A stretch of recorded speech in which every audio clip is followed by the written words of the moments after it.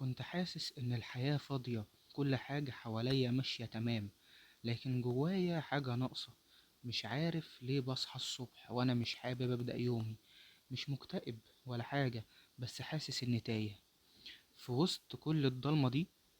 ظهر حد قال إن الإنسان ممكن يتحمل أي شيء إلا إن حياته تكون بلا معنى.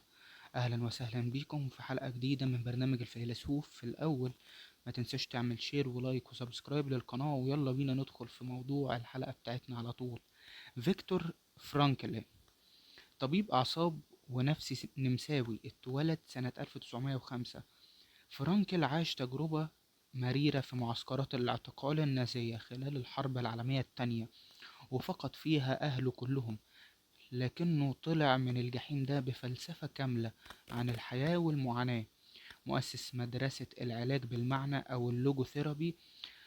وكمان هنفرق في الحلقة ما بين فرانكلين وفرويد وكارل يونغ. فرويد كمان قال إن الإنسان بيبحث عن اللذة، وكارل يونغ بيقول إن الإنسان بيبحث عن التوازن بين وعيه ولا وعيه.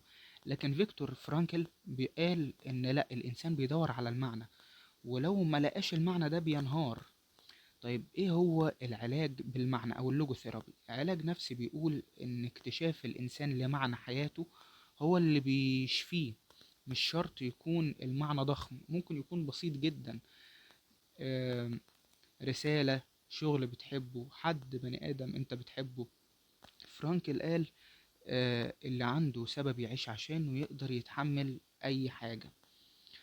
طيب كانت ايه تجربة فرانكل في معسكر الاعتقال؟ عاش في اكتر من معسكر، منهم اوشفيتس.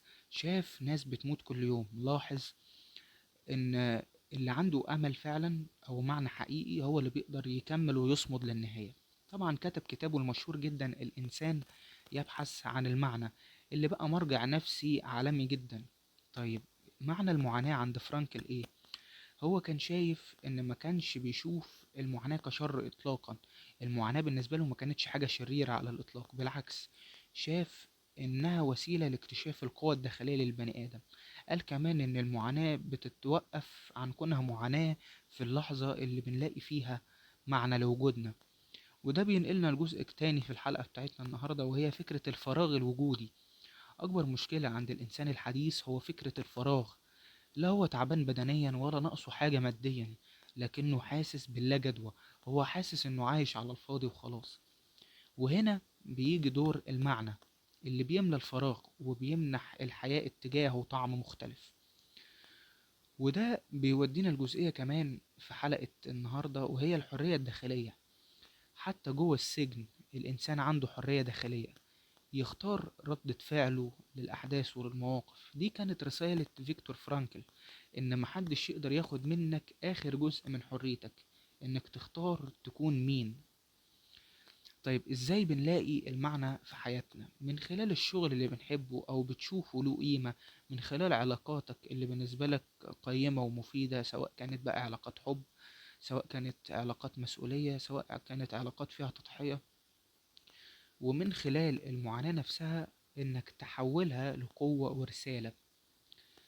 طيب هل في نقاد انتقدوا مدرسة فيكتور فرانكلين؟ في البعض شاف إن الفكرة مثالية شوية، ومش كل الناس تقدر تلاقي معنى في الظروف الصعبة خصوصا اللي احنا بنعيشها.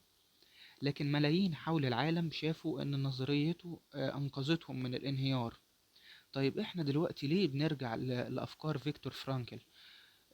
علشان احنا بقينا عايشين في وقت كل حاجة فيه سريعة، لكن من غير عمق حقيقي. بنسأل نفسنا احنا بنعمل كل ده ليه اصلا؟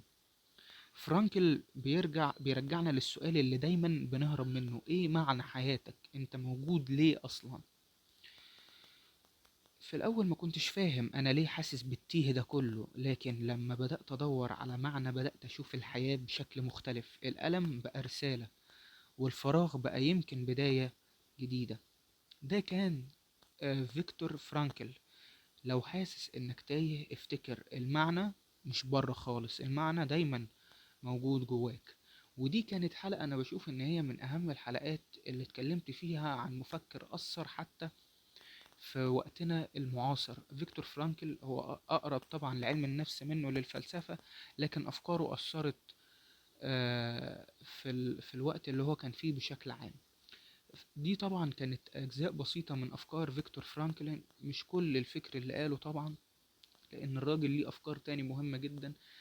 في نهاية الحلقة اكتب لي تحت رأيك في الكومنتات، ولو حابب نعمل حلقة تاني عن فرانكل قول لي وهعمل كده على طول. في النهاية ما تنساش تدعمني بشير ولايك وسبسكرايب للقناة، واشوفكم في فيديو جديد من برنامج الفيلسوف. سلام.